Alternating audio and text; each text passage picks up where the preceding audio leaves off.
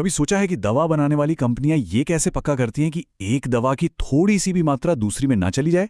आज हम इसी प्रक्रिया को समझने की कोशिश करेंगे, जिसे कहते हैं क्लीनिंग वैलिडेशन।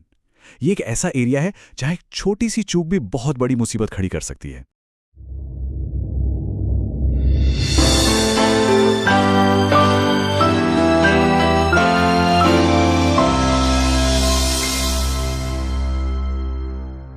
हम अक्सर सोचते हैं कि जो बड़े एक्सपर्ट्स हैं वो भला क्या गलती करेंगे, लेकिन सच तो ये है कि जब एफडीए और ईएमए जैसी बड़ी संस्थाएं जांच के लिए आती हैं तो अक्सर उन्हें भी क्लीनिंग वैलिडेशन में ही कमियां मिलती हैं। इससे पता चलता है कि ये प्रक्रिया कितनी पेचीदा है और इसमें कितनी ज्यादा बारीकी की जरूरत होती है।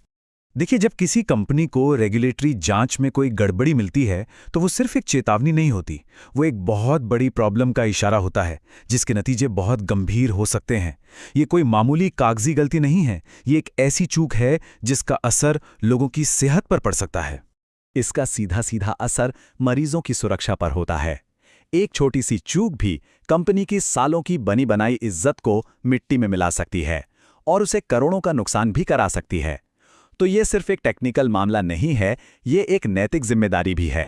तो चलिए देखते हैं कि रेगुलेटर्स अपनी जांच में अक्सर किन गलतियों पर उंगली उठाते हैं।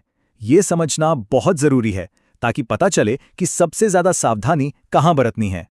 ये कुछ सबसे आम मसले हैं जो एफडीए और ईएमए की रिपोर्ट्स में बार बार सामने आते हैं, जैसे वर्स्ट केस यानी सबसे मुश्किल हालात का सही तर्क न दे पाना, या ये न बता पाना कि सफाई के बाद जो लिमिट्स तय की गई हैं उनका वैज्ञानिक आधार क्या है। ये सब इस बात के संकेत हैं कि कहीं ना कहीं प्रोसेस में कोई बड़ी गड़बड़ी है। तो ये वर्स्ट केस जस्टिफिकेशन आखिर है क्या? देखिए, इसका मतलब सिर्फ ये कह देना नहीं है कि ये वाला प्रोडक्ट सबसे मुश्किल से साफ होता है। आपको वैज्ञानिक तौर पर यह साबित करना होगा कि ऐसा क्यों है। क्या वो प्रोडक्ट ज्यादा चिपचिपा है, या ज्यादा टॉक्सिक है, या शायद जिस मशीन पर वो बनता है उसकी बनावट बहुत जटिल है। आपको हर पहलू का विश्लेषण करके उसे डॉक्यूमेंट करना होगा। और हां, ये एक बहुत ही जरूरी बात है। पहले कंपनियां अक्सर 10 ppm यानी 10 पार्ट्स पर मिलियन जैसी कोई भी एक लिमिट तय कर देती थीं।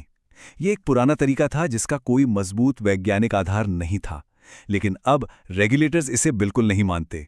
वे चाहते हैं कि कंपनियां टॉक्सिकोलॉजी डेटा के आधार पर साबित करें कि उनकी तय की गई लिमिट्स मरीजों के लिए पूरी तरह से सेफ हैं।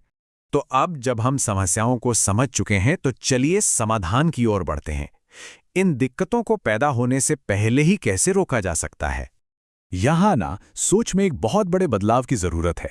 कुछ कंपनियां वैलिडेशन को एक मजबूरी समझती हैं, मतलब आखिरी में बस एक खाना पूर्ति करनी है। लेकिन जो कंपनियां सफल हैं वो इसे प्रोडक्ट बनाने के पहले दिन से ही अपनी प्लानिंग का हिस्सा मानकर चलती हैं। यहां कुछ खास रणनीतियां दी गई हैं, लेकिन इनमें से 2 बातें सबसे ज्यादा महत्वपूर्ण हैं। पहली, हर कदम वैज्ञानिक तर्क और डेटा पर आधारित होना चाहिए, और दूसरी, हर चीज को अच्छी तरह से लिखा जाना चाहिए ताकि बाद में यह साबित किया जा सके कि क्या किया गया और क्यों किया गया। लेकिन सोचिए, बेहतरीन तैयारियों के बावजूद अगर कोई गलती हो जाए तो तब क्या करना चाहिए? चलिए अब समाधान के दूसरे हिस्से पर आते हैं, कैपा सिस्टम। कैपा यानी करेक्टिव और प्रिवेंटिव एक्शन। इसका मकसद सिर्फ समस्या को ठीक करना नहीं है, बल्कि ये पक्का करना है कि वो समस्या दोबारा कभी ना हो।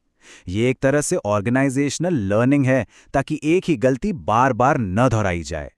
एक अच्छा कैपा सिस्टम इन सभी स्टेप्स को फॉलो करता है, और इसमें सबसे जरूरी है असली जड़ तक पहुंचना, मतलब समस्या की असल वजह का पता लगाना। सोचिए, अगर किसी के सिर में दर्द है तो वो सिर्फ दर्द की गोली नहीं लेता, बल्कि ये जानने की कोशिश करता है कि दर्द हो क्यों रहा है।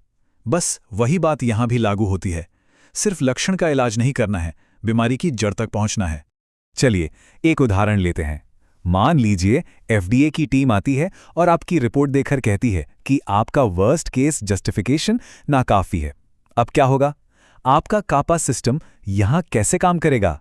ये टेबल सुधारात्मक और निवारक कार्रवाई के बीच का फर्क बहुत अच्छे से समझाती है। सुधारात्मक कार्रवाई यानी करेक्टिव एक्शन वो आग बुझाने जैसा है, आप तुरंत प्रॉब्लम को ठीक करते हैं। लेकिन निवारक कार्रवाई यानी प्रिवेंटिव एक्शन ये पक्का करती है कि आग दोबारा लगे ही नहीं, मतलब आप आग लगने की वजहों को ही खत्म कर देते हैं, जैसे फायर प्रूफ सिस्टम लगाना या ज्वलनशील सामान को हटा देना। और ये एक ऐसा कदम है जिसे अक्सर लोग नज़रअंदाज कर देते हैं। ये जांचना कि जो समाधान लागू किया गया है वो सच में काम कर भी रहा है या नहीं। इस जांच के बिना कैपा प्रोसेस अधूरा है। ये कुछ ऐसा है जैसे बीमारी के लिए दवा तो ले ली, लेकिन ये कभी चेक ही नहीं किया कि सेहत में सुधार हुआ या नहीं। क्या ये सही तरीका है? बिल्कुल नहीं। तो अंत में चलिए इस बातचीत को सिर्फ नियमों के पालन से आगे ले जाते हैं। देखिए, ये सिर्फ नियमों की एक लिस्ट पर टिक लगाने के बारे में नहीं है, बल्कि एक ऐसा कल्चर बनाने के बारे में है जहां क्वालिटी हर किसी की जिम्मेदारी हो, मैनेजमेंट से लेकर नीचे काम करने वाले हर कर्मचारी तक। तो सबसे अहम बात यह है कि कैपा को सिर्फ एक गलती की प्रतिक्रिया के तौर पर न देखा जाए। ये सीखने और बेहतर बनने का एक मौका है।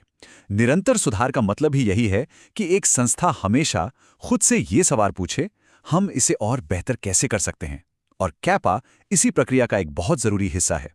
तो इस पूरी चर्चा से अगर 3 बातें लेकर जानी हो तो वो हैं प्रोएक्टिव यानी सक्रिय रहें, साइंटिफिक यानी वैज्ञानिक बने, और थरो यानी हर काम को पूरी लगन से करें। यही सिद्धांत एक मजबूत और भरोसेमंद सिस्टम की नींव है। और मैं इसी एक सवाल के साथ इस चर्चा को यहीं समाप्त करता हूं।